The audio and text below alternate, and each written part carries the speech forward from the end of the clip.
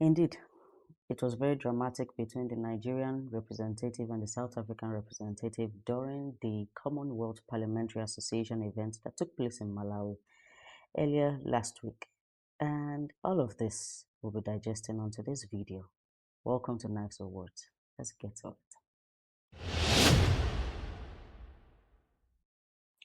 And so that was a verbal altercation that happened during the event at the Commonwealth Parliamentary Association event at Malawi. The issue was, according to information gathered, that South Africa preferred the phrase illegal immigrants, while the Nigerian representatives were pushing against that. And it became what we saw. But let's rewind, because prior to this, something happened. South Africa has sent a bill to Nigeria, Ghana, and Malawi concerning the money it spent in sending back its citizens, and expecting Nigeria and these other countries to pay the government of South Africa for the expenses incurred as a reason of that. The Home Affairs Department says the scale of repatriation operation has placed significant pressure on its finances. It says the number of people repatriated in such a short period is unprecedented. If we look at the numbers of repatriations that were done, I think the latest figure was sitting around 75,000, really unprecedented in such a short space of time. The department's Director General says the operation was not budgeted for, describing the expenditure as an unfunded mandate. Chairperson, I need to indicate that this is an unfunded mandate. As the Department of Home Affairs and other departments that have been involved in this matter, we have not budgeted for this. They did not budget for it. According to them, whatever they... So, I'm trying to understand, right?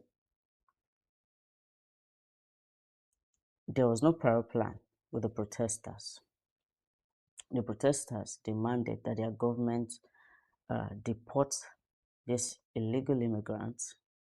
The government adhered to it without looking at their coffers if it is possible for them to do this. And after you've embarked on it, on the mission to deport illegal immigrants from your country to their own countries, you're not asking those countries to pay you back for the expenses incurred for sending back their illegal immigrants. All right, let's take a step back. Let's think, for instance, that because of the xenophobic attacks, the killing, the destruction of resources and materials or whatever, the government of those countries' citizens being attacked in South Africa called South Africa and said, instead of killing our citizens, why don't you send them back? If that was the case, I would have expected that South Africa would have negotiated the budget or the expenses of sending those citizens back to their country. For xenophobic attack, that is an international situation entirely in its own space. Okay, so what this has told me is that the government orchestrated the xenophobic attacks, orchestrated the protesters against the foreigners in those countries, took a step back and gave the will to the protesters to handle the situation for them. While they go like, oh, we didn't feel exactly the same way as these protesters, but now that it is done, what is the way forward? So instead of the camouflage,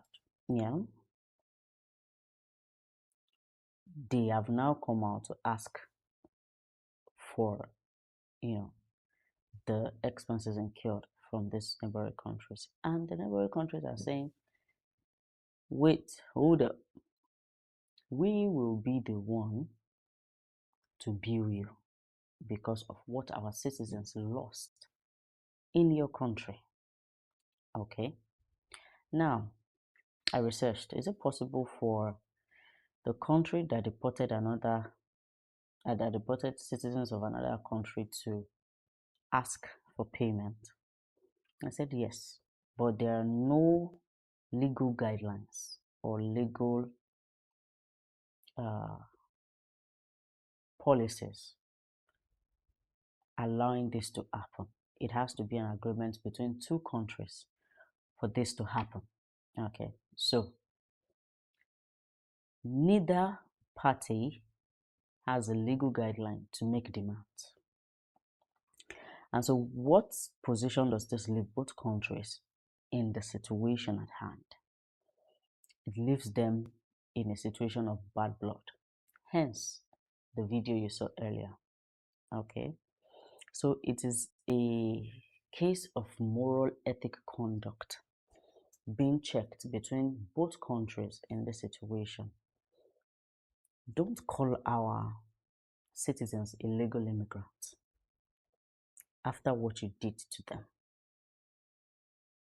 Okay, you, on the other hand, you have no moral background to call our citizens illegal immigrants after attacking them the way you did. So you don't have the right. They might not have the right to stay in your country, but you don't have the right to call them illegal immigrants because what you did initially was to attack them. And the attack came before your fundamentals, or let's say discipline, as a government to carry out the necessary process of evacuating unwanted foreigners in your country. So this back and forth does not seem to be something that is going away anytime soon. I think it's just going to be a situation where both countries go like, let's just pretend this ever happened.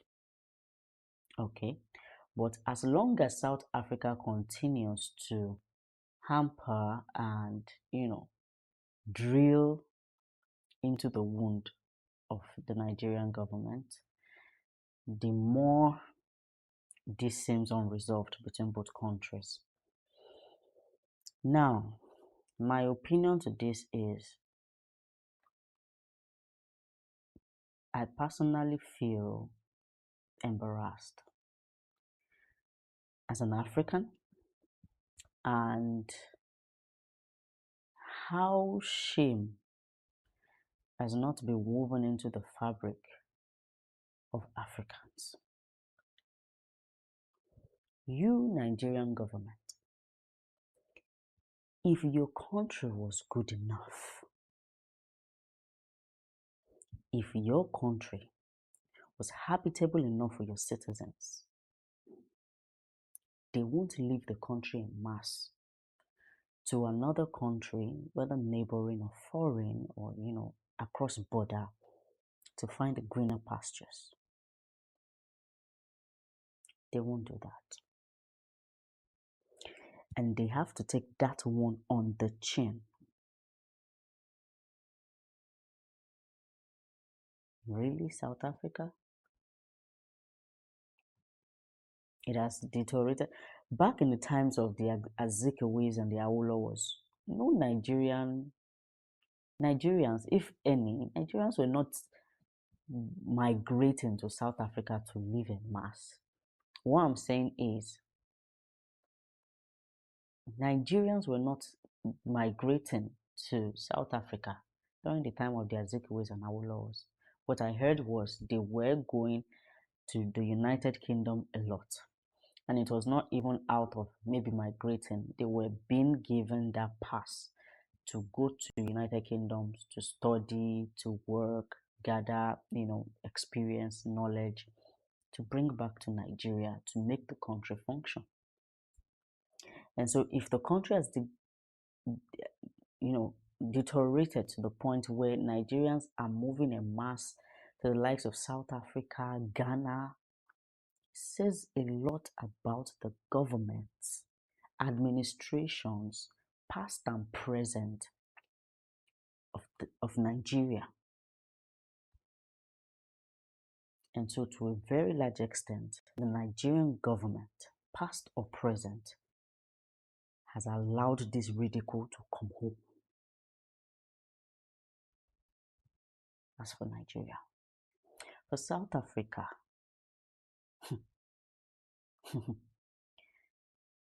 I hope, because I'm hearing now from this now, you already are going broke. And with what you've done, many African countries, although I understand politics is played in a different manner, but when it comes to moral, ethics, or codes, most Africans don't stand with you right now. You are most likely looking to be on your own than being supported as an African country. And I hope it is a very big shoe that you can carry. You have a lot coming at your door. Be ready. Because the countries you've decided to pick battles with are not small countries. Nigeria is not a small country when it comes to foreign policies, relationships, and resources, border controls, and whatnot. Neither is Ghana in all its glory. So,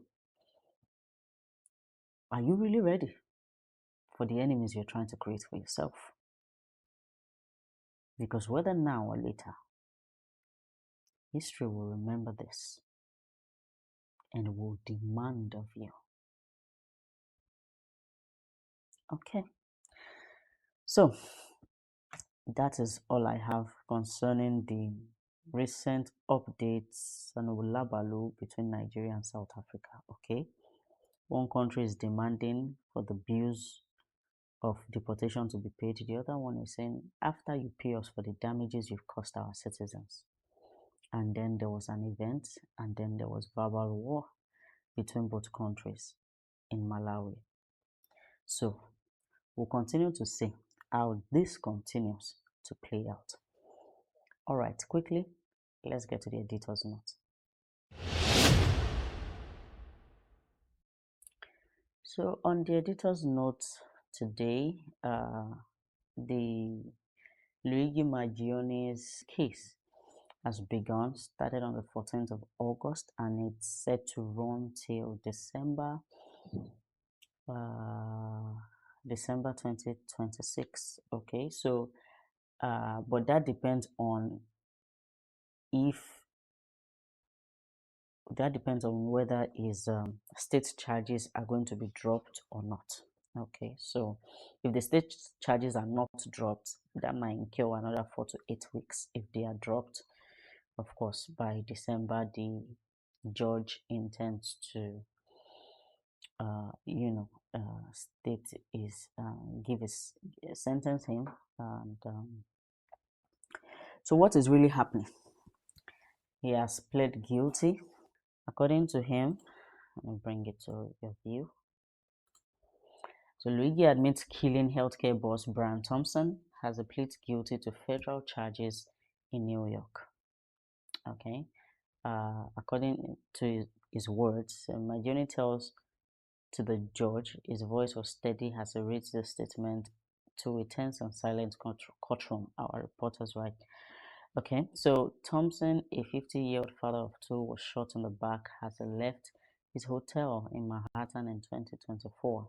His family says Mangione's sentence must reflect the severity of such a heinous act. Okay, blah blah blah. So the case is in court. It has started. A lot of people see him as a hero. When the case broke, stating that healthcare insurance companies have a lot to answer for, and he had the first-hand experience as a patient that was going through severe backache or back pain, and there was a lot of bureaucratic hurdles that was not allowing him get the appropriate treatment that he deserved. And he had this plan to carry out this heinous act against the healthcare bosses, executives. And there was an event in Manhattan, and he posed to be an investor, and like that, the way they responded to him in no time and everything, although he was using it to gather information about executives that will be there and whatnot. And the contrast of calling to be an investor and calling to get your insurance activated, I think angered him, and he did what he did. And so people were like, sometimes people take laws into their hands when the system is not working. And that is the case here. Was it an uncouth act? Was it a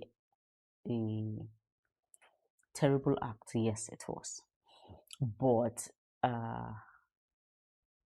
in a situation where the law does not favor the citizens, the average man, the average Joe, things like this will happen. Things like this will come up. And, I think as time goes on, people are getting frustrated by the year, by daily. And as time goes on, people would embark on solo missions like this, especially as people are driven towards a position where they have nothing to lose. They will continue to take this kind of positions, this kind of decisions against the government that is supposed to govern them in the first place. Okay, so this is a critical example of governments doing what is expected of them. Just do the job that you have promised the people to do. If you're not capable of doing it, then leave. A man has paid dearly, whether he's at fault or not, he has paid dearly for that shortcoming, right? And his family are paying dearly for it. So when we do things, let us understand the consequences are ripple effects. They ripple down. Okay, the children of this man that has been gunned down on the street of Manhattan, they don't deserve it. Whether their father was at fault or not, it is not fair on their own life to go through that experience. Neither does his partner. Okay, so it ripples down. We all should be accountable for our actions and decisions in life. All right, so that brings me to the end of today's video. Thank you once again for joining me, and I hope to see you next time.